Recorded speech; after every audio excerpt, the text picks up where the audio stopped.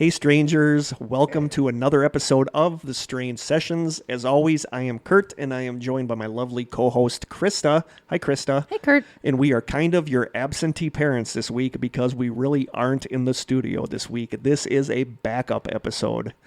So if you're hearing this, that means one of us is sick or the weather was so bad we could not get to the studio to record. Or Krista threw her back out again. Or Krista threw her back out again.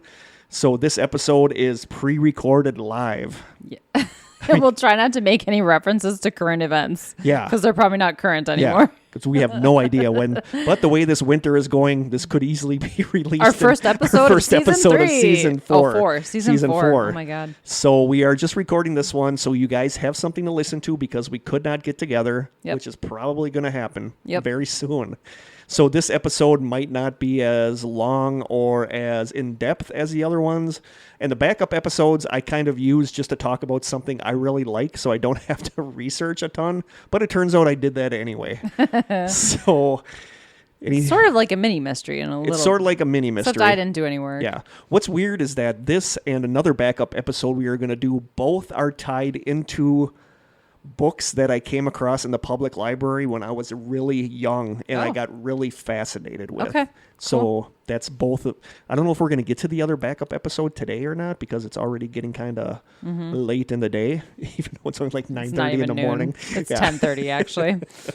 So, this is just a backup episode. So if you skip it, you're not really going to miss anything. But if you are interested in this and this topic, I am seriously fascinated with. And I think a lot of people will be too, because I know people have mentioned this, us doing this. Yeah. But we don't really have any housekeeping because this is a backup episode. Yeah. And no shout outs or we have no shout. We have a shout out, just a random shout out because I like giving random shout outs during our backup episodes. And this shout out goes to Joan Murray for being a badass. Her hobby was skydiving, and on September 25th, 1999, she jumped from a plane at 14,500 feet. So she was up there. Yeah. Her main parachute did not open, and although her backup parachute finally opened at 700 feet, it didn't open correctly, and it quickly deflated. Oh, I have so many heebie-jeebies right now. So she plummeted to the ground at over 80 miles an hour, landing on a mound of fire ants that immediately swarmed out and started stinging her. What are the odds of that? Yeah, exactly. But doctors say that the shock of being stung by over 200 fire ants released a surge of adrenaline, which kept her heart beating and kept her alive. That's insane. So they basically said if she had not landed on the fire ant mound, she probably would have died. It was not her day to go. It was not her day in the least. She ended up completely shattering the right side of her body, and the landing actually knocked fillings out of her teeth. She went into a coma for 2 weeks, but survived after 20 reconstructive surgeries. That's probably something she's thankful for now. Yeah. 20 20 reconstructive surgeries and 17 blood transfusions, and she went on her 37th skydive in 2001. So that story has always amazed me that... that's like a miracle right there. That's crazy. It is, but it's like the worst possible, perfect storm of events. To plummet to the ground and then land on a mound of fire ants. I don't ever want to get stung by a fire ant because everything I've ever read about them, it is horrible. Yeah. It's like, they said it's like being shot. It burns and hurts so much. But then the fall to the earth, like and falling out of a plane isn't bad enough. But that's like the cherry on the crap cupcake is falling on a mound of fire ants. And then she went on a 37th skydive. I don't think I would leave the ground. I don't think again. I'd ever even fly again. No, exactly. No. So Joan, you are awesome. So I hope she bought a lottery ticket or something. I hope she did too, because that story amazes me. Although that would probably be in the story if she won the lottery. Yeah, but God. I suppose surviving that was winning the lottery. Yeah, basically. Yeah. I just can't imagine that. That's crazy. But did you hear stories of people that do fall out of planes? They survive it. And because they land on just the right surface, they survive. So that's just crazy to me. So yeah, that's Joan Murray. Oh, that's crazy. I love that story. Yeah. We do have a taste test. Okay. I shouldn't have just eaten all that trail mix. This isn't food. This is a beverage. Oh, okay. So, do we have cups? We do. They're in the closet. If not, you can just take a drink, and then I'll take a drink after you. Okay. Yeah, let's not create waste. I've seen this a lot at Walmart, and I've always wanted to try it, so I figured why not try it for a backup episode? Cool. And it is, here you go. Drink simple maple water. It is maple water. Okay. Like if there's a back, is there something to read that tells you what's in it? I feel like it should be caramel colored because maple. I think of maple syrup. I don't think it's so much syrup. I think it's just like maple flavor? I think it's the water or something from inside a maple tree. I think it's not syrup, but I think it's like the... Does it say? What does it say? Like for ingredients? Like, does it say anything like on there talking about its Well, benefits? it just says less sugar than coconut water. More manganese than a cup of kale. That's a lot, because kale has a lot of manganese. Kale's so good for you. Gluten-free, vegan, paleo, naturally alkaline if you're into that. Contains electrolytes, antioxidants, and prebiotics. That doesn't really... Yeah, it is just maple water. I don't... Okay, I'm going to take a picture. I don't think it's going to be like syrup. It kind of matches It would be my kind computer. of gross drinking a thing of maple syrup. Although I love maple syrup. Oh my god, I love wheat. anything maple. Yeah, I made whole wheat pancakes this morning Those like with cookies, maple syrup. the cookies that are in the shape of a leaf, like the maple filling. Oh, yeah. Oh. Oh, there we go. I couldn't get my camera to open.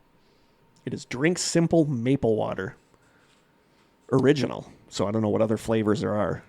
It's 30 calories for the whole container. So it must have like natural sugars in Yeah. it. All right, I'm going to try I'm curious to to try it. It I've says always twist seen to it. open. I feel like I have to take this off first, though. I don't think I've ever seen this in the store. Ooh. I'm excited because I love maple. I love anything maple related. Uh-oh, Krista might have just broken a nail. Nope, just bent it a little. Oh, it's got a... These are the things I struggle with. Oh, this one's coming right off. Especially when they don't have a little flap that Was you I can pull supposed those to up. shake it? Like a Polaroid picture? Yeah. You can always put the cap on and reshake it. True story. I had a coworker, that Outcast song. She thought they were saying, shake it like a corduroy pizza. You tell me where the logic is in that. I've had a lot of pizzas in my life. I've never had a corduroy pizza. And why would you shake it if you did have one? I don't know. Anything? Does it smell Can't really tell. Does it smell mapley? It kind of smells like food in here anyway because there's like some kind of potluck going on. Yeah, they're having a potluck out there. I'm actually going to pour it in here so you don't have to... Just in case I'm getting sick or something. That's a good point. You never know. Because between you or I, one of us... I'm going to do a shot. She's going to do a shot. I could have poured it in my... Except they would have tainted it with coffee. Right. You ready? I'm ready. Wow. Well, it tastes like maple water. It, That's interesting. It is interesting. It's thicker than water. A little bit. It's a little bit thicker than water, and it's got a sweetness to it, but it doesn't really... It's not overly sweet, No, though. it doesn't really taste like maple. I taste maple. I totally taste the maple. Do another shot. We're doing shots. Shot. That's a song, I think. I don't really Kids taste... listen I to. taste sugar. I taste like it's sweeter than water. I get the maple, though, and it could be because I literally had maple But syrup this morning. To me, the thickness of it is a little weird. The thickness of it is a little weird. It's not quite like a gel. It's No. way thinner than that, but it's thicker than regular water. I like it. I get maple at the very end. I like it. I really do. It's got 40% of your daily manganese requirements. I could drink this all the time. Yeah, I like that's pretty this. good. Sometimes you want, sometimes, this is going to sound stupid. Sometimes water by itself doesn't taste good, and I don't mean that it has a bad taste. It's just I don't have the desire to drink it. See, and I'm the opposite. I never like have water? to add anything. I love water. I never have to add anything to water to drink it. But if I do it, it's going to be like lemon or something. Yeah. I'm not like someone who's drinking raspberry flavored water. That's gross. No, what are you going to give this out of 10? I'm going to give it like a 7 because I'm probably not going to buy something like that. Just because, water doesn't have any sugar or calories in it. That's true. But I think it's good. I'm going to give it an 8 because I really do like it. It tastes what I thought it was going to taste like. And I could see drinking this, but I also, if I had to choose between this and just regular water, I don't know what I would take because I love regular water. But this, Yeah. I like the good. fact that it's lightly sweet. It's like really lightly sweet. Yeah. But It's not, it's like a hint of maple. Yeah. Oh, So I'm going to give it an 8. I really do like it. Cool. All right. So the topic that I picked for this backup episode that I am fascinated with is subliminal messages. Like, I love subliminal messages. It also really freaks me out. It freaks me out, too, because it is kind of mind control. Totally. It's a little bit of mind control. Yeah. Just like a really subtle mind control. Yeah. I've always been fascinated with the idea of subliminal messages and subliminal advertising. When I was a kid, I stumbled across Wilson Bryan Key's book, Subliminal Seduction, in the library, and I was just like blown away by it. I was so young, and I don't remember what I was even doing in that section of the library, but the front of I was going to bring the book, and I didn't. I should have. The front of the book has a picture of, I think, just like a drink with ice cubes in it, and it says, "Are you being sexually aroused by this picture?" Okay. And I was like, why would I be? So then I read the book, and I was just like blown away by the idea of advertising using subliminal imagery. It's probably way more common than any of us have any idea. Totally agree. I 100% agree. So that's, and the other backup episode we're going to do was another library thing where I came across a book that I was fascinated with. Okay. But I have no idea, again, why I found this book, but I was just like blown away by this book. And I want to say I was like 7th grade or 8th grade. So I was like really young to be reading a book about subliminal advertising. I think at that age, though, you're starting to be curious about it. Yeah. Yeah, stuff like that. So the word subliminal is defined as, quote, below the threshold of sensation or consciousness, perceived by or affecting someone's mind without them being aware of it. And it's more or less a subtle method of mind control. Mm-hmm. You know, and it is scary. It's like one of those scary topics, but there's a lot of people that believe it doesn't work. There's a lot of people that believe it does work. So we're going to go into it a little bit here, and there's some fun stuff, so it's not going to all be real sciencey. Okay. According to the article, quote, How Subliminal Messages Work on the website howstuffworks.com, quote, no one can say for sure when the first subliminal message was attempted. And as you just read, a lot depends on what you consider a subliminal message. But here's what we know. The Greeks, those master orators, first began using rhetoric to influence people as far back as the 5th century BC. Rhetoric is carefully selected language a speaker uses to persuade or impress listeners, although the audience often views the message as insincere or mere puffery. I love mere puffery. Still, it can work. People can unwittingly be persuaded to believe something a speaker says if the speaker uses just the right words, phrases, or sentences. And that's 100% still true today. Things like presidential speeches or advertisement dialogue are put together by professionals to sway our opinions without us being aware of it. And it's true. I mean, like, advertising slogans or presidential speeches, these aren't just whipped together. There's like a group of people that analyze every single word that somebody uses to get a speech across. Right.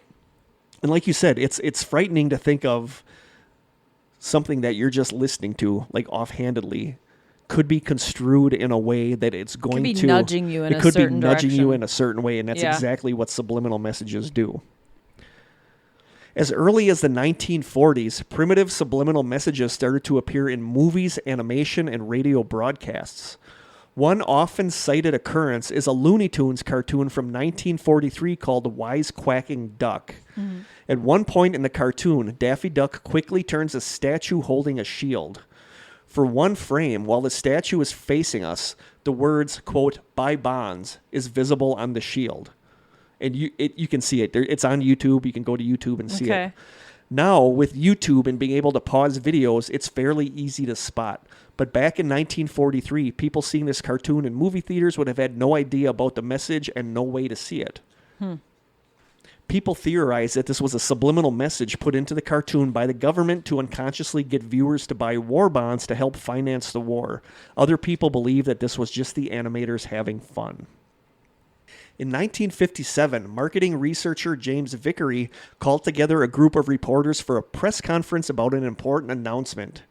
Vickery announced that he had just run a successful experiment at a movie theater in Fort Lee, New Jersey. He said that his new business, the Subliminal Projection Company, had used a device called a tachistoscope. I've always had a problem with this word, tachistoscope, which is a high-speed slide projector to project the two phrases, quote, hungry, eat popcorn, and, quote, drink Coca-Cola, onto the movie screen during the film Picnic. Over the course of the experiment, the messages were flashed at 1/3000th of a second at continuous intervals on the screen and were way too fast to be consciously noticed by the audience. According to Vickery, over 45,000 moviegoers were subjected to the messages. Vickery said that the experiments had resulted in an 18.1% hike in popcorn sales and a 57.5% spike in Coca-Cola sales. Vickery had founded the Subliminal Projection Company to capitalize on this technique. He is said to have bragged, quote, "This innocent little technique is going to sell a hell of a lot of goods." Innocent? Yeah. The tachistoscope is a real device. It was used actually to train, I want to say it was Air Force soldiers. It would flash like images of enemies' planes on the screen so fast that they would be able to remember what that plane was. Oh. So yeah, the tachistoscope is a real device, but it does what it says. It can flash images super fast on a screen. Also in 1957, the book The Hidden Persuaders by Vance Packard was published. This book discussed how advertisers were constantly trying to manipulate us without our knowledge, so combining this with Vickery's experiment, the concept of subliminal advertising was born. With the announcement and publication of Vickery's experiment, there was a huge uproar. The public went into panic mode at the idea of hidden messages controlling them, while at the same time, advertisers and government agencies kind of went, about the possibility of using this power to manipulate people. But at the same time, while they were excited at this possibility of using this to influence or manipulate people, they were frightened about the idea of others, particularly communists, using this technology against us. Based on Vickery's claims, the CIA quickly produced a report called, quote, "The Operational Potential of Subliminal Perception." The public was already worried about something like this because in the late 1950s, U.S. military propaganda after the Korean War attributed some of the defections of American troops to a mysterious new tactic called brainwashing. Nevertheless, the media became fascinated with the idea. During a 2-week period in September 1957, WTWO, Bangor, Maine, tested subliminal messages in station promotional announcements. The words, quote, "If you have seen this message, write WTWO," were flashed every 11 seconds for 1/80th of a second on alternate days. The station said that there were no noticeable increases in their mail, so the experiment was abandoned. So they thought that they wanted to see if this would help. Like people would just randomly mail them after this subliminal message, and they didn't. I think that's kind of an odd experiment, It is. though. In 1958, Chicago radio station WAAF began selling subliminal ads of faint audio played behind the music for $1,000 per week for 500 ads. This audio said things like, quote, "Drink 7-Up," or, quote, "Buy Shell Oil." So that's more likely to work, I think. Yeah. That they were asking you to do something you wouldn't normally do. Yep, like and write a we're letter. going to get into that with the idea behind how it works.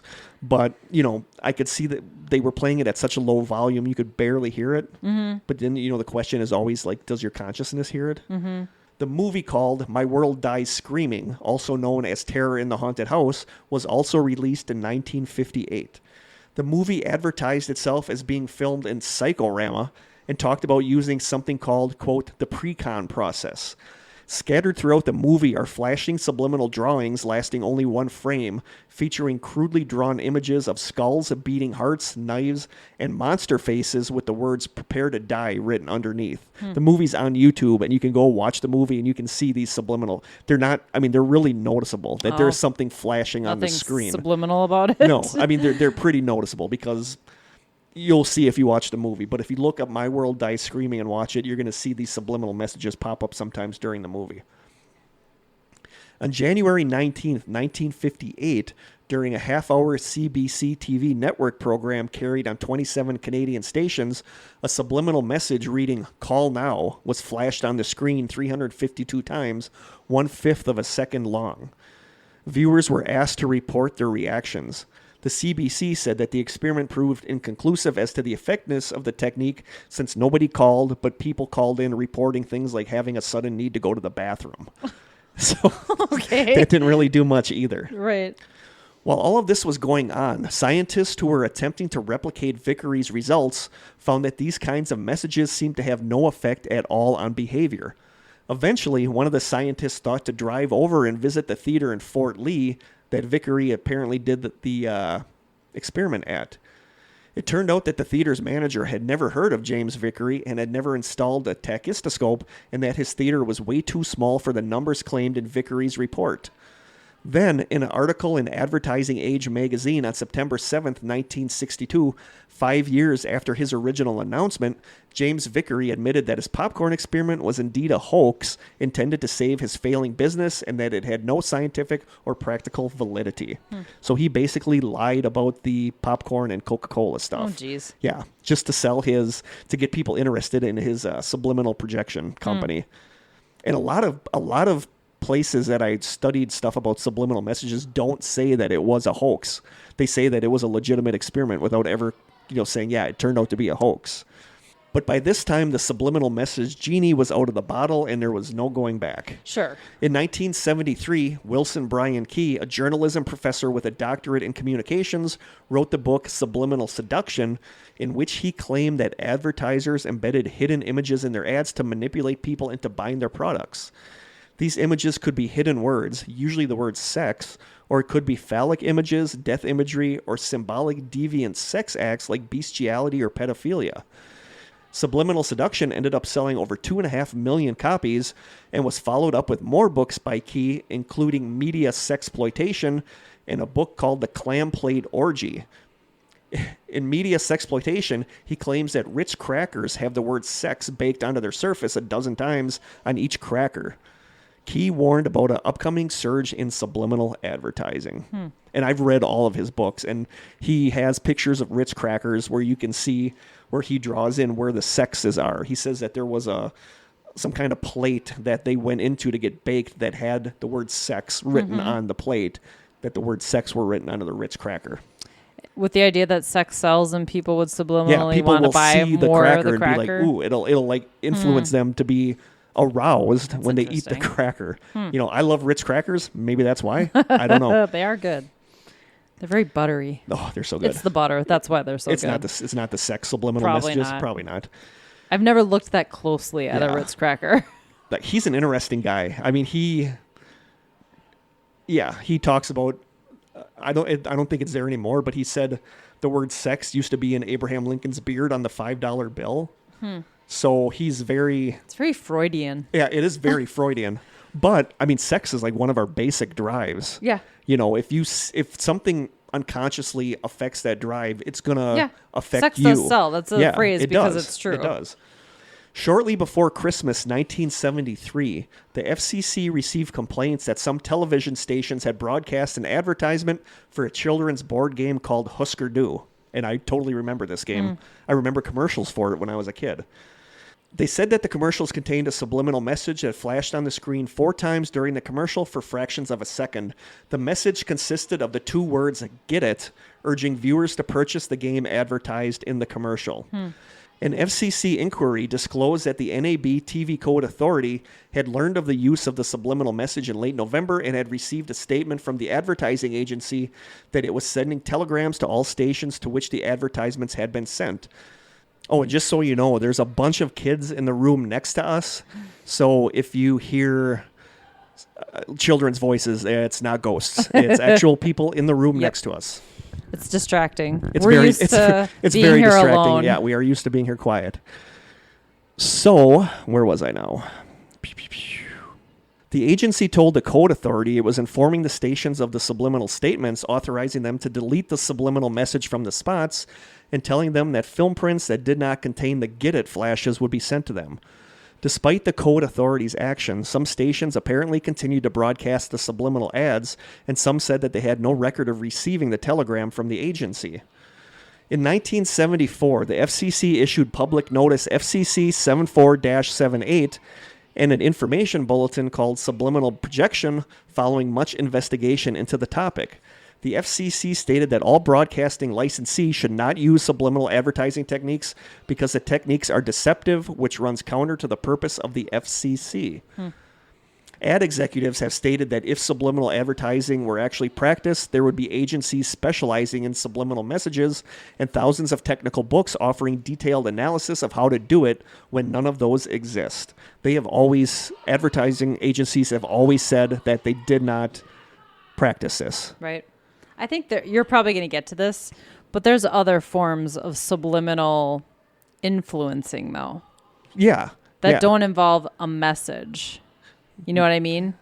Like restaurants use certain lighting and paint their walls certain colors because you eat more in that situation. One of the ones that I was going to talk about, I actually pulled out, but it's still in my notes, so I can read it because that's kind of exactly what you're talking about. So they basically said, no, there's no such thing as subliminal advertising. But Key's books, and some of the stuff in his books, totally, you can see that there is something.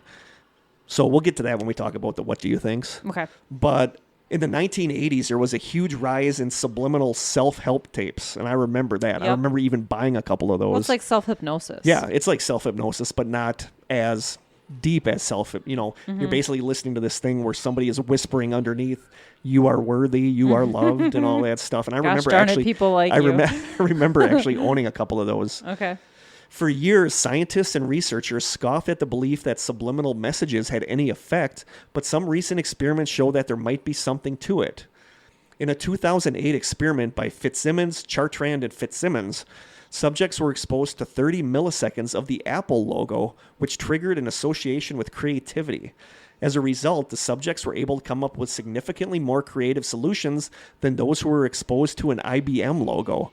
Apparently, the subliminal exposure to Apple's logo temporarily enhanced people's creativity. This is a powerful example of how visual priming can activate our semantic network without our awareness. Like, I don't understand why seeing the Apple logo, I don't get it either. Subliminal message would increase your creativity. Just a picture of an apple? Yeah, because Apple's creative, but so is IBM and so are other companies. So that always surprised me that affected people's creativity. Yeah. I don't know. I have a hard time buying that, but... In a 2006 study by Karaman, Strobe, and Klaus, it was discovered that people were significantly more likely to choose a Lipton ice drink when there were subliminal messages primed with the words Lipton Ice. Murphy and Zanjonk found out in a 1993 experiment that people developed a more favorable opinion of ambiguous symbols after subliminal messages were flashed with smiling individuals, which kind of makes sense. Yeah. In fact, this effect was much stronger when the exposure was more subliminal. Like if it was flashed, if a symbol was shown on the screen and there was a subliminal flash of somebody smiling, you would have a more favorable reaction to that symbol. That totally makes sense. Yeah. So, I mean, these do have an effect on us. I'm 100% convinced that they do. Bornstein, Leone, and Galley in 1987 found that people agreed more with a person when there was a message flashed with a picture of the person. So that totally makes sense too. Yep. Legal, Chapp, Coffard, and Villard Forrest, in 2011, used subliminal messages to prime people with the words, quote, to trust, as they were looking at a message about the quality of their tap water. The result was that the people who viewed the message found the report about tap water consumption to be much more persuasive. So you can see in all these studies, there is an effect that these subliminal messages have. I think the reason that people are denying it doesn't work, and therefore we're not doing it because it doesn't work, is because there's a liability attached to that. There totally is. It's believed by pretty much everyone, though, that these messages don't work unless people already want to do that behavior or they have a specific need. Like a subliminal message to make me kill someone won't work unless I already really want to kill that person. Or a subliminal message to drink... I think that makes sense. Yeah. Or a message to drink a certain soda won't work unless I am thirsty and I'm already trying to choose between two sodas equally. Like I don't drink soda, so that probably wouldn't work on me. Or as Johann C. Karaman said after the Lipton Ice experiment, quote, priming only works when the prime is goal relevant. So it's more of a light nudge than actually making you do something. But like I said, if I'm standing between two soda machines and I can't really choose which one I want, a subliminal message would maybe sway me towards choosing one of them. But it's not going to make you go buy a soda. Yeah. just out of the blue. So does it happen? Maybe. I mean, we'll get into that one, the what do you thinks, but I think people do mess around with subliminal advertising. I really do.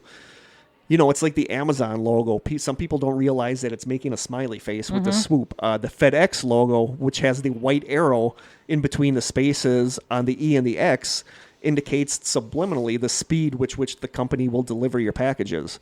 You know, so is that subliminal message or is that just a cool logo design? I don't know.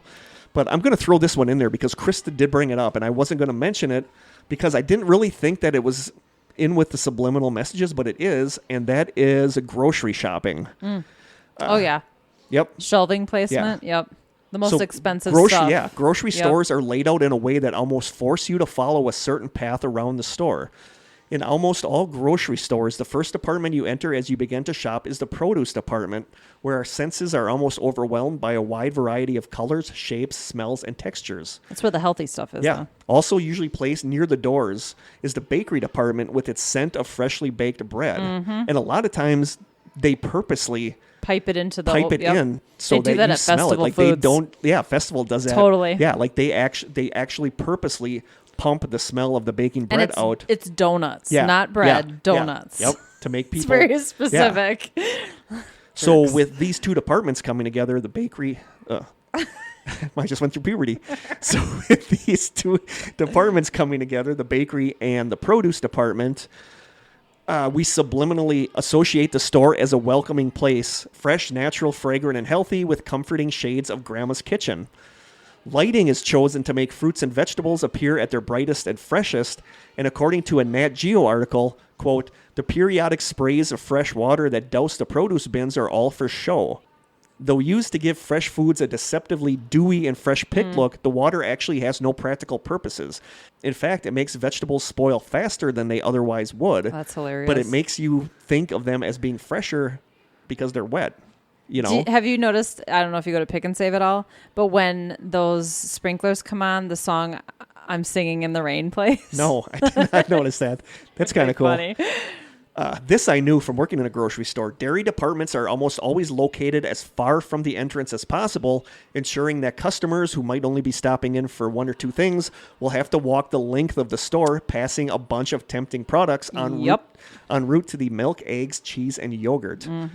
Especially popular items are routinely located in the middle of the aisle so that even the most single-minded buyer has a chance to be distracted by alternatives. And the most expensive. Yes. Mid-aisle positioning is intended to sideline the so-called boomerang effect, in which some shoppers, notably men, simply head for the item they need, then return the way they came. A famous study of background music and supermarket shoppers conducted in 1982 found that people spent 34% more time shopping, with a corresponding uptick in sales in stores that played faster music. Shelf order is a psychological trap. The most expensive items are generally placed conveniently at eye level, with generic brands on the lower shelves, so that to get to them you actually have to crouch. Foods meant to appeal to kids are set at kids' eye level. And I just actually listened to a podcast about this. One study by researchers at Cornell found that kid-targeted cereal packaging is designed so that the cartoon characters on the boxes are making direct eye contact with shorter passerbys. And I listened to there's a podcast. Actually. Yeah, there's a podcast called Part-Time Genius. Okay. I think it's put out by Mental Floss. Okay. And every episode is a different topic, and they did one on breakfast cereals, and I don't remember the percentages, but they said that in studies, they had boxes where the animal mascot was looking straight ahead, and they had boxes where it was looking down at where a kid would be, and they said that the kid always went for the one that was making eye contact with them. So yeah, I wasn't even going to bring that up in the episode. So it's funny because I actually pulled that from the episode because it's not really subliminal, but it kind of is. I think it is because there's intention behind it. You know what I mean? Yep, totally. That seems there's intention, and it's manipulating. It's manipulating you to sell more products. Yeah. You know. So now I have 5 examples or things where subliminal messages kind of were involved. Okay. So number 5, and you see this a lot when you look up subliminal messages on the internet. That is, there's a lot of people that think there are a lot of subliminal messages in Walt Disney movies. The Lion King in particular. So cite some examples. In The Lion King, there's a visible sex in the cloud of dust or flower petals after Simba lays down on top of a cliff. Mm-hmm. You can see pictures of this if you Google it. You can see YouTube clips where they slow it down. And you can see there is a legitimate... I've seen when it. he plops down, it does legitimately form letters. According to Disney animator Tom Cito, the word is not a subliminal sex message. He says, quote, "It's just a shout out to the special effects department. It doesn't say sex. It says special effects. It's SFX, not SEX. Oh, I could see that. But I could totally see it being, when I look at the clip, I can see it as sex. I can see it, but I can see what he's saying, that it could be SFX. F could be E. It's just missing one. But still, why one. would you risk doing something like that, knowing that people are probably going to think it's the word sex? Mm-hmm. I don't know. The front cover of the VHS case of The Little Mermaid appears to show an erect penis in the castle spires, and this one totally does. I mean, they can deny it all they want. I remember seeing I think it's like edited out of newer ones, but probably. I remember seeing the original one they're talking about, and it 100% looks like an erect penis on the front of the Little Mermaid VHS box. Okay. According to an article on the Inquirer with an I.net website, quote, "Fact-checking website Snopes claimed that it was able to speak to the artist who was not named. He reportedly said that the artwork was rushed at 4 o'clock in the morning and that drawing the phallic symbol was an accident. Last February 14th, Disney artist Dave Woodman, who worked on the animation for The Little Mermaid, Beauty and the Beast, and Aladdin, shattered the truth behind the art on Instagram. He credited animator and producer Stephen Worth for the story, who worked in Bagdasarian Productions with the artist, who was identified as Ron Diaz. According to Worth, Diaz told him that he was commissioned to do the artwork at the last minute and that he had to work over the weekend to finish on time. He was kind of punchy from lack of sleep towards the end and decided to put a little joke on the cover for himself." So it was on purpose. That's what this guy is claiming. He said when Diaz looked at it Monday, he realized that his inside joke was not subtle at all. However, he had no time to fix it with a 10 a.m. meeting with Disney. Diaz, probably feeling guilty about tarnishing a children's movie, pointed out the spire to his contact who worked in production and said he would revise it for free. He was told that executives would go over it the same afternoon and would be advised for revisions. After a week, Diaz followed up on revisions since he was worried about his goof. The production person said the cover had been approved, even though they were warned about the penis-shaped tower. Worth said that Ron just shrugged his shoulders and said, "If they don't care, I guess I don't care either." That's interesting. But yeah, but there's still a lot of sites say that it's not, that it's just us reading something into it. But I totally know. It's totally a penis. It totally looks like a penis. And it's also said that in the movie Aladdin, at one point, Aladdin says the phrase, quote, "Good teenagers, take off your clothes." According to the Aladdin director's commentary, the line is actually an ad-lib to extend the scene. It's believed to actually say something like, "Good tiger, take off, scat, go." According to the evidence, the controversial line is just misheard. Disney animator Tom Cito stated, quote, "The two animators who were doing the sequence are both like very religious guys. That's not their sense of humor." And you can listen to this quote on YouTube. I didn't want to put it in here because of sketchy copy. Well, Disney is not very friendly with people using stuff, so I didn't put that on here. Probably a good idea. But I don't know on this one, because I can hear where people think that it's saying "good teenagers, take off your clothes," but it also doesn't sound exactly like it. So I don't know. It's like an EVP. Yeah.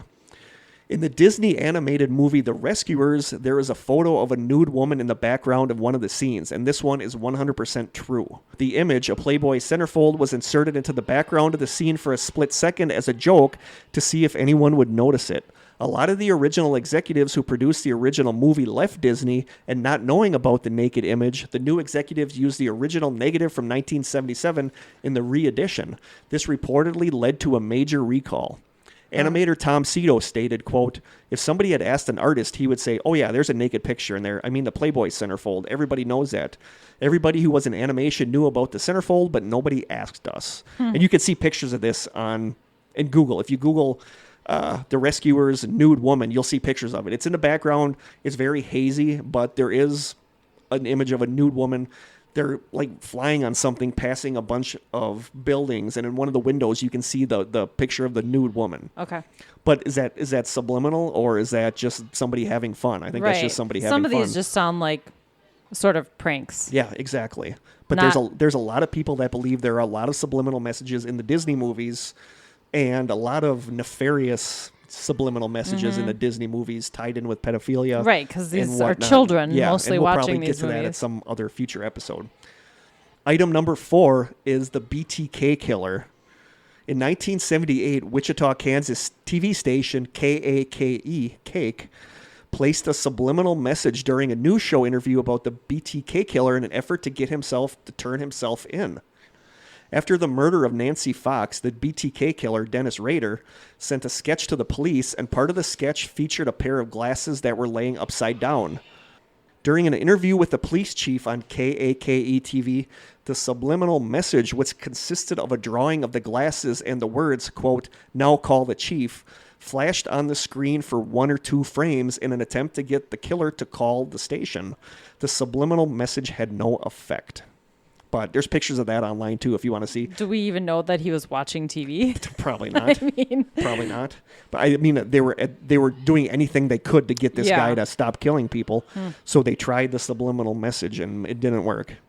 But it's like one of the known cases where there was a message inserted into something on TV, knowingly. Item number 3, and this one is kind of a weird one, are baby toys. Blanche Skelton, that's her name, Blanche Skelton, was feeding her baby when she heard something beside the soothing sound of ocean waves coming from a toy attached to the crib. She could hear a voice clearly saying the words, "I hate you." After asking her husband, her parents-in-law, and everyone else in the home east of Hazel Dell, they were all convinced. The toy was definitely, although quietly, saying the words, "I hate you."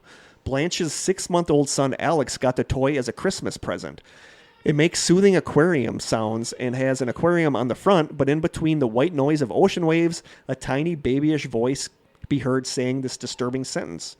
Made in China, the toy was sold by Walmart and carries the Kid Connection brand, which is a Walmart store brand. Blanche and her husband, Steve, said that they went to the Walmart store Thursday and listened to 2 other aquarium toys like theirs. Sure enough, they heard the creepy voice again. The couple talked to a manager who scoffed until another employee said that he could clearly hear it too. So the manager pledged to get the toy off of the shelves and offered the family a refund. By Friday, the toys were gone from shelves at the Hazel Dell store, but the Skeletons would rather get the word out to other families who may have bought the toy.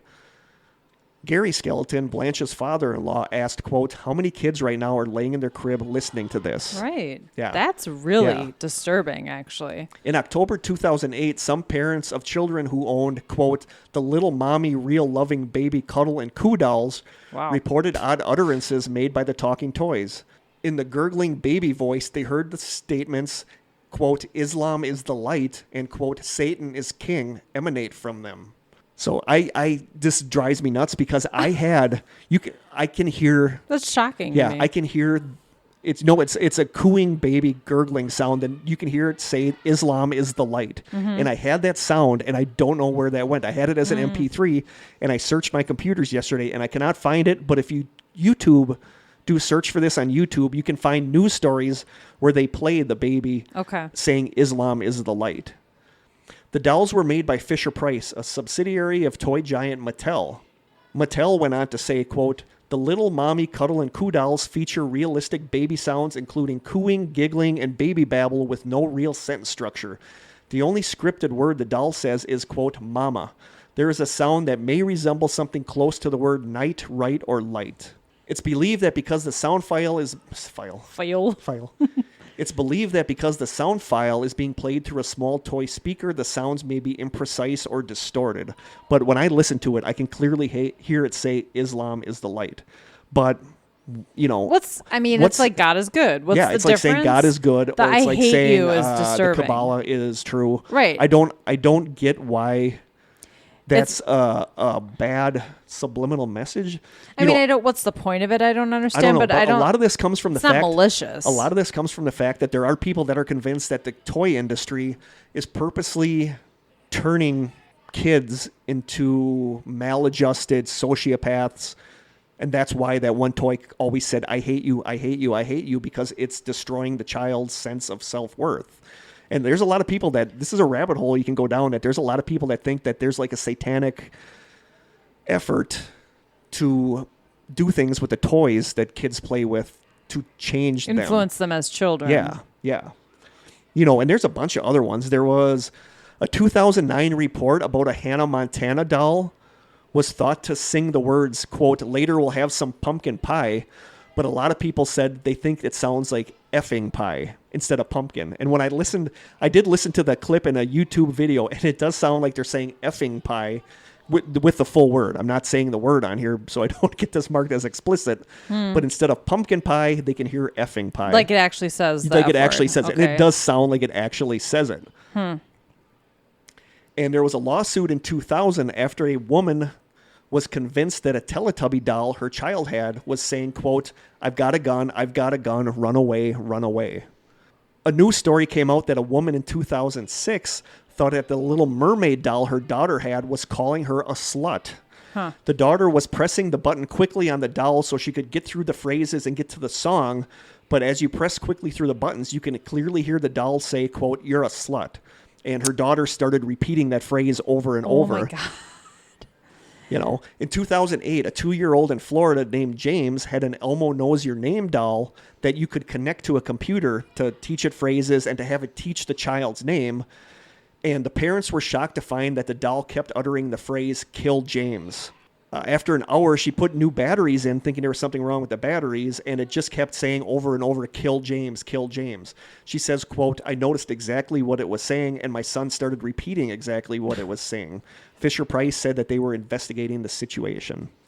And there's a lot of this stuff. One thing, this is kind of off topic, but one thing, when I worked in the grocery store when I was, late teens, early 20s, I worked with a buddy of mine, and we were in the toy aisle, pulling the stuff on the shelf together, and we were looking at the toys. And what was interesting was that they had like a little toy kitchen set, and they had a box of crackers in the toy kitchen set, and it was supposed to be like a play on Nabisco, but it was Natasco, and Natas is Satan backwards. And it was clear as day on there. It was like Satan backwards Co. Instead of Nabisco, it was Natasco. And we just thought that was so weird. And we kind of looked, and we noticed that a lot of the kids' toys had like weird imagery on them. And I don't have it in here. I probably should have put it in here, but this actually popped up a couple of years ago where dollar stores had a wand. It was called like Princess Glitter Wand.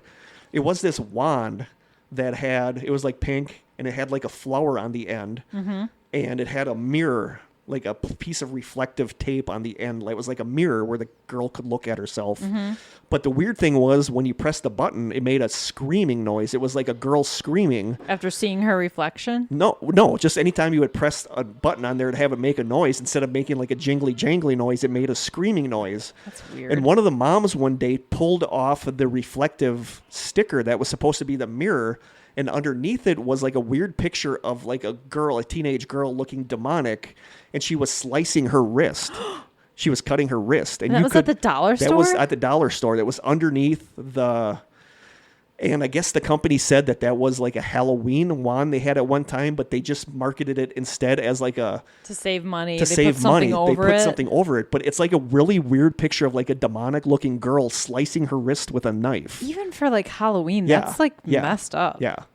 Like, hang on a second. I'm sure I can find a picture of it. Yeah, this is a picture of what was underneath the mirror. That's really creepy. Yeah. That's really weird. Yeah. I just showed Krista a picture of... wow. Well, yeah, that would be really scary for a little girl. Yeah. So there's just a lot of weird... There's a lot of... I know people are going to call me a conspiracy kook, but there's a lot of weird stuff about kids' toys. Well, directed at children. Yeah, directed at children. So there's that. I think the idea is they're little sponges, so if you can influence them early... So that's kids' toys, subliminal messages. The Exorcist, the film The Exorcist, and this one is pretty well known. In the film The Exorcist, a creepy white-faced demon briefly flashes on screen at 45 minutes and 1 second into the film during a dream sequence featuring Father Karras, the priest charged with exorcising Reagan, he sees his mom walking out of a subway, and then the picture flashes on the screen. According to an October 10th, 2016 article on the Mental Floss website called, quote, "The Terrifying Subliminal Image Hidden in The Exorcist," the article says, quote, "The fleeting shots were part of William Friedkin's strategy to unnerve moviegoers using both visuals and sounds that he felt stood the best chance of creating an uneasy atmosphere. The face was intended to represent one of the demons inhabiting Reagan and appears for roughly an eighth of a second each time. Interviewed by Entertainment Weekly about the technique in 2012, Friedkin lamented that home video gave most of his secrets away. He said, quote, "You couldn't catch it before VHS, and now you can stop the DVD and stare at it." Yeah. So there's a lot of movies that do have subliminal, like Fight Club. Fight Club has one that some people don't realize. I didn't know there was. Yeah, like during the movie, what's his name? Brad Pitt's character. I don't know. Tyler Durden talks about how he inserts subliminal messages in movies.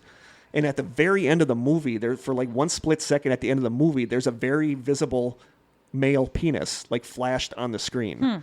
And then throughout the movie... I don't remember that. Yeah, I totally saw that when it first happened. But then throughout the movie, his character appears in subliminal flashes. There's like at least 4 or 5 parts of the movie where he flashes before you're even introduced to his character. Really? Yeah, he flashes on the screen. Like there's one scene where Ed Norton's character is standing there, and then for one split second, the Tyler Durden character flashes on the screen standing right next to him, but it's like hard to see unless you know what you're looking for. Wow. But he does pop up in subliminal messages throughout the movie. Weird. So yeah, there's a lot of movies that do toy with subliminal messages. Probably just to build tension or something. Yeah, to build tension, yeah. or a lot of it is to hide stuff. There's a lot of fascinating stuff with movies with that. Okay. And finally, number 1, this one, I don't know if anybody has requested we do this one, but this actually shows up a lot in like conspiracy-minded websites and forums and stuff. And that is a 1960s TV station sign-off video. You know what I'm talking about? Like back before cable TV, back before right. TV was on. At like midnight. At like midnight or 11 o'clock, at 1 o'clock in the morning. Have you watched Poltergeist yet? No, I totally forgot about it. Because that's on Poltergeist. Is it? Well, there's just like a scene with that. But they play the national anthem, and then the when the on. TV station used to go off for the night, it would play the national anthem, and it would always have this movie, like a little patriotic movie Flag. showing stuff, and it would play the national anthem. At the bottom of the screen, it would show the lyrics for the national anthem. So this one is a little weird, and it was actually going to be a mini mystery, but this seemed like the perfect episode to discuss it in. On November 11th, 2009, a YouTube user named Naomi19631963 uploaded a video onto YouTube titled, quote, "National Anthem, 1960s TV Station Sign-Off." Anyone as old as myself will remember that back in the pre-cable TV days, television stations used to sign off for the day, usually around 1 a.m. or 2 a.m., and there would be no TV until the following morning when the stations would usually sign on again around 5 o'clock a.m. with like a farm report or something like that. I'm really nostalgic for that. I love the idea that there was nothing on TV. Right. You know? At sign on and sign off, the stations usually played the national anthem accompanied by a patriotic video or a video of natural wildlife scenes. Often, the national anthem video featured the lyrics on screen. That's what Naomi19631963 uploaded to YouTube. The description for the uploaded video just reads, quote, "I salvaged this reel of film from a TV station that used to sign off with it during the 1960s. The uploader later posted in a comment stating that the video was salvaged from Alabama and that it was probably broadcast in several states. The video of the TV station sign-off was on YouTube for 2 years before a viewer noticed that there was something strange about the clip. At the bottom of the screen during the video, the lyrics to the national anthem are shown. As the song plays, the lyrics erase from left to right as the next lyrics take their place. As the letters in the lyrics are erased, however, for a split second, the letters are changed to another letter before they disappear. This letter change is sort of noticeable in the clip at full speed if you know what you're looking for, but it's much more noticeable when the clip is slowed down. As the letters are erased from left to right, the letters change and become a hidden phrase that quickly plays out from left to right before the next lyrics show up. And even though it's barely noticeable at full speed, the video being slowed down, you can watch it several times and you're able to see these hidden phrases. The hidden phrases that show up during the video are as follows. Trust the U.S. government. God is real. God is watching. Believe in government God. Rebellion will not be tolerated. Oh my God. Obey, consume, obey, consume. Buy Ultra, buy Naomi. Worship, consume, obey, believe. Do not question government. That is crazy. Since the discovery of this clip, there has been a lot of debate on whether or not the clip is legitimate and was actually shown on television stations. We're going to pause now because I want to show Krista this. By the time you're listening to this, I'll have this clip posted in the Strangers. But I just want to show Krista so she kind of knows what I'm talking about here. Okay, I showed Krista the clip. What do you think of that? If that's legitimate. If that's legit, it's... That is so... I mean, we had to look for the slowest possible version of the clip, and then Krista could finally see that it's there. It's there. And if that's a real thing that was played on TV, that is so shady. Yeah. That is so shady. Yeah. So we have two theories about this. This particular video? Yes. Okay. Theory number one, the clip is not legitimate. Which it very well could be. Yeah, because it's weird that... What makes me think that this isn't legitimate is that the username of the person who uploaded the clip is Naomi1963, and one of the subliminal phrases Naomi. that shows up is, quote, by Ultra, by Naomi. Mm-hmm. What is Naomi? We'll get to that in the next part. Sub-theory B under this is that some of the phrases, such as obey, consume, seem to be almost lifted straight out of the movie They Live. I don't know if you've ever seen the movie They Live. Mm-hmm. I think so. With Roddy Piper. Roddy Piper? Yeah, with the glasses. He ends up getting these sunglasses that when he wears the sunglasses, he can see that some of the people walking around are aliens, that they're not real. Yeah, I think I've seen seen all it. billboards and all signs actually say obey, consume, reproduce. To manipulate us. Yeah. So phrases such as obey, consume seem almost to be lifted directly from that movie. Unless that movie lifted it from this video. Exactly. Sub-theory C, the font used for the subliminal lines is different than the font used in the main lyrics. Wouldn't it just make it more noticeable, though? Possibly. To your brain? But that's one of the reasons people say that it's not legitimate. And sub-theory D, this same national anthem video was actually broadcast on television for several years. There are several clips online of this sign-off video being used in 1980 and 1981 where there are no subliminal messages in the lyrics. This led people to believe that this actual video was doctored much later to include these messages. And we're going to refute all these. We're going to do arguments against all these in the next one. So that's theory one, that this is not real. Okay. Which the Naomi thing is weird because they've named themselves Naomi 1963. But maybe they named themselves that after discovering this video. Yeah. Okay. It's possible. So theory number two, the clip is legitimate. Sub-theory A, people assume that because the user who posted the clip is named Naomi 1963 and the phrase by Naomi shows up in the subliminals, it's a sign that the video is fake.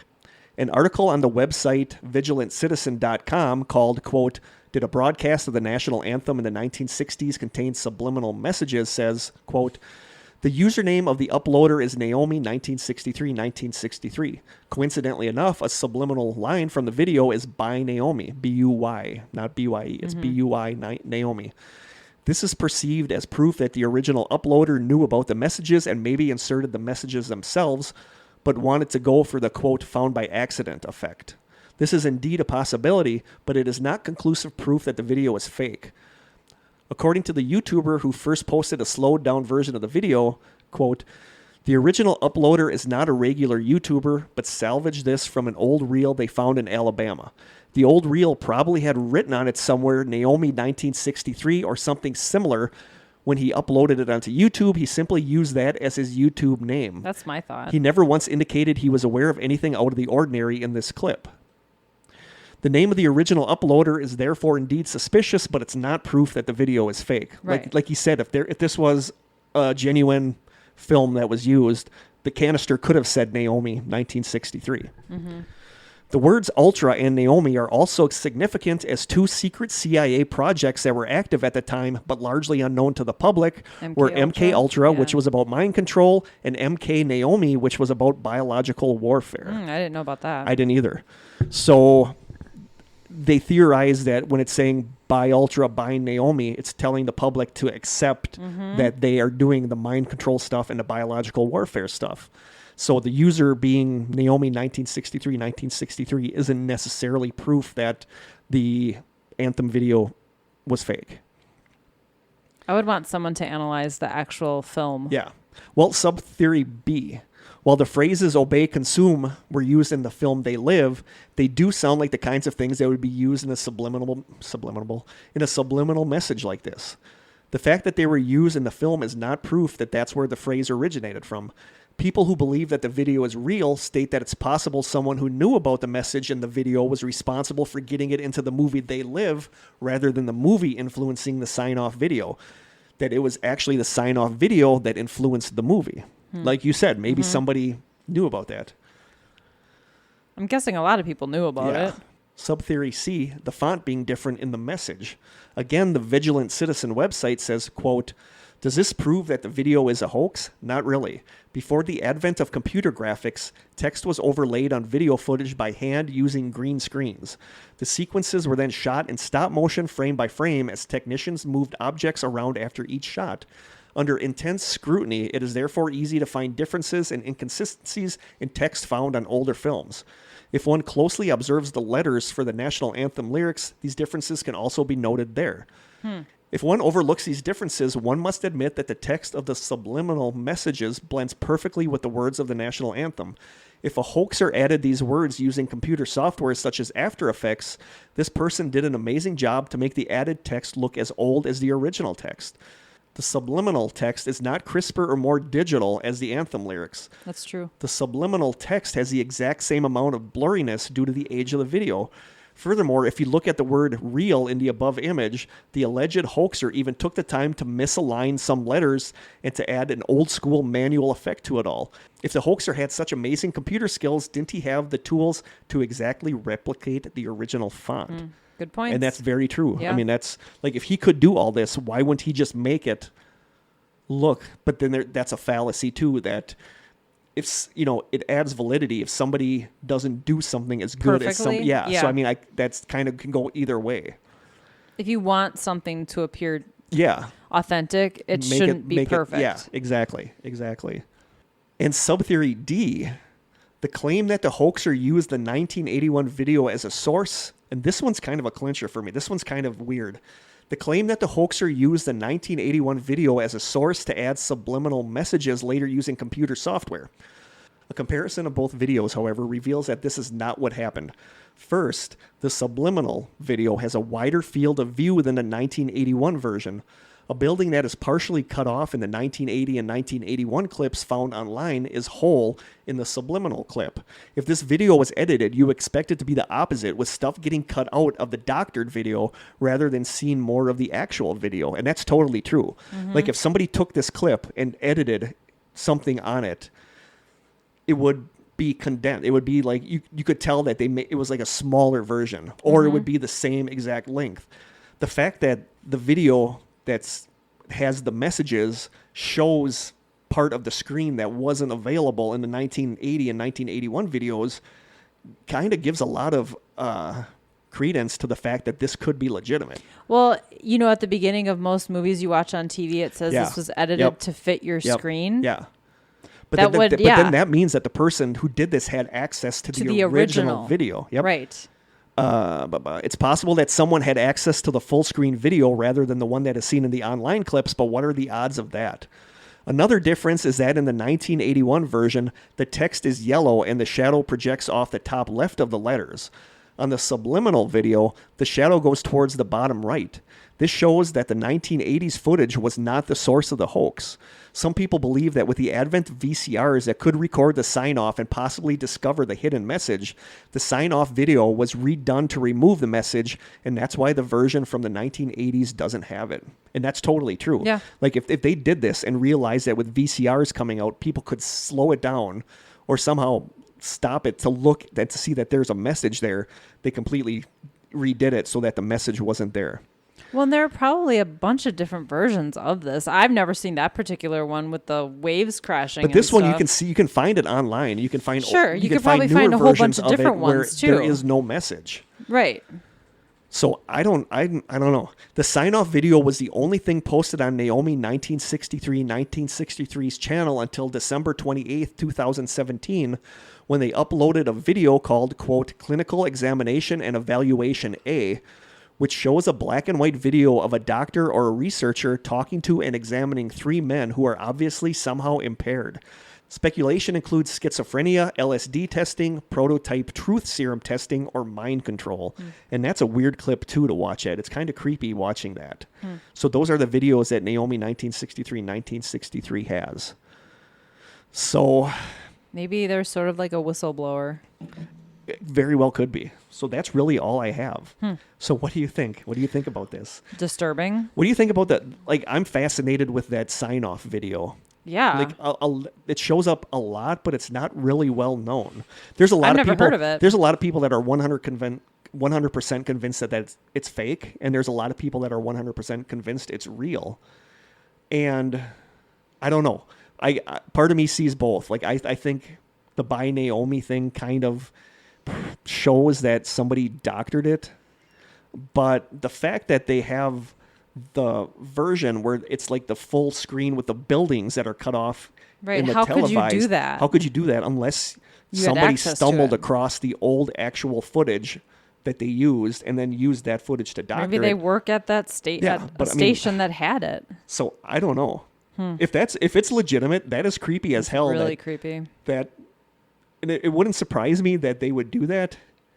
You No, know? that doesn't surprise me at all. No. So I don't know. It's hard to say. I guess I feel like I don't know enough about it, but it would not surprise me if it were real. like, what do you think of subliminal advertising? I think that there's something to it. Yeah. I think that enough studies have shown that, like, they paint hospitals a certain color because it's calming. Yeah. You know, there's little things like that that influence how we feel. So why wouldn't advertisers use that? Yeah. And I think you can get away with things like lighting and imagery and colors and things like that, because that seems way more innocent than flashing words on a screen. So Well, I think that's just the more subtle version of subliminal marketing, I'll say. Not messaging, but marketing, So maybe. what do you think about advertising? Do you think that they Oh, hide they're these totally words? doing it. Yeah. I've been fascinated by this since I was a kid, and I would literally, we had a used bookstore in Manitowoc, and it's still there, and they had a locked room that was the adult room, and I used to go there all the time to get the key for the adult room, and believe it or not, I wasn't even looking at the pictures. I was looking at the old Playboy, and any advertisement that I saw in the book, like an old Playboy at, like, I feel like 1970 to 1980 was like the hot spot for subliminal advertising. Okay. And I used to go in there just to page through the Playboys to find old liquor ads or cigarette ads. And there's a lot of really suspect stuff in those ads. You know, I'll post a couple of the more interesting ones in the group. Like, I have a collection at home of what I think are subliminal advertisements. And I totally think it does happen. I think that it's one of those things that they never knew for sure if it would have an effect, but they figured, why not try it? It's not costing us the word anything sex extra. shows up a lot. One thing that's interesting is when I worked at the grocery store, they had just come out with bags of Ruffles sour cream and cheddar chips. Okay. And I got a 25-cent bag one day. And I went and sat in the lunchroom and I ate it, and I was just kind of zoning out looking at the bag, and all of a sudden it popped out that one of the potato chips on the front of the bag, clear as day, had the word sex on it in white. It was like in a white spacing.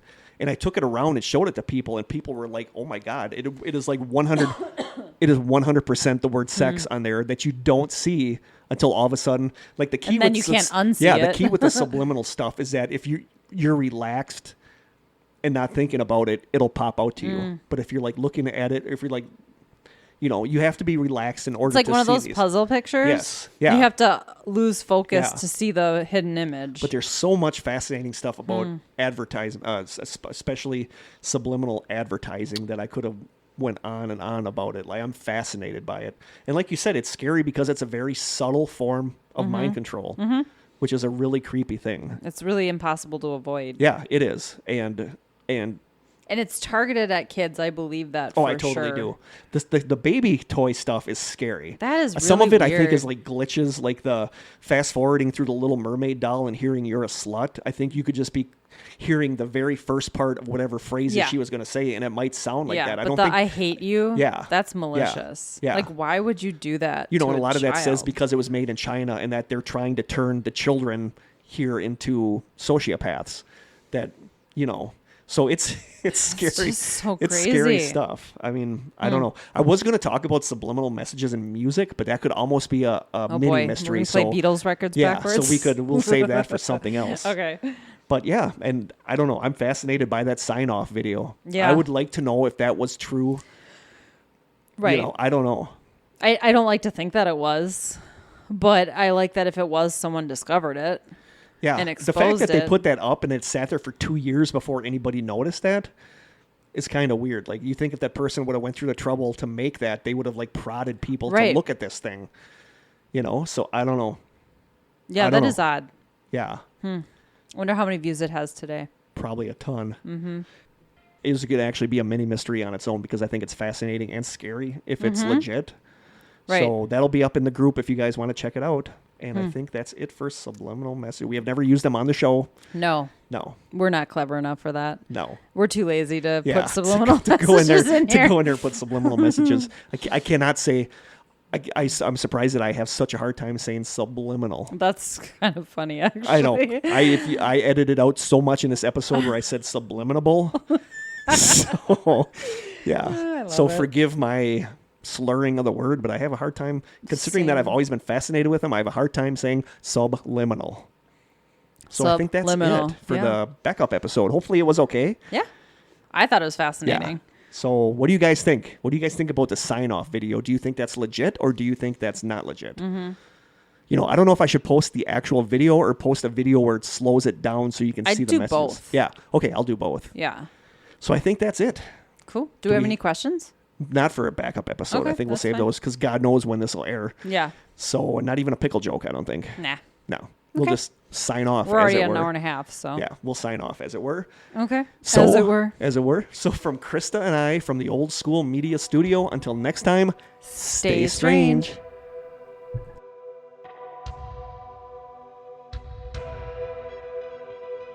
This has been an Old School Media production, executive produced by Kurt Konechny. For more information and content, please visit strangesessions.com.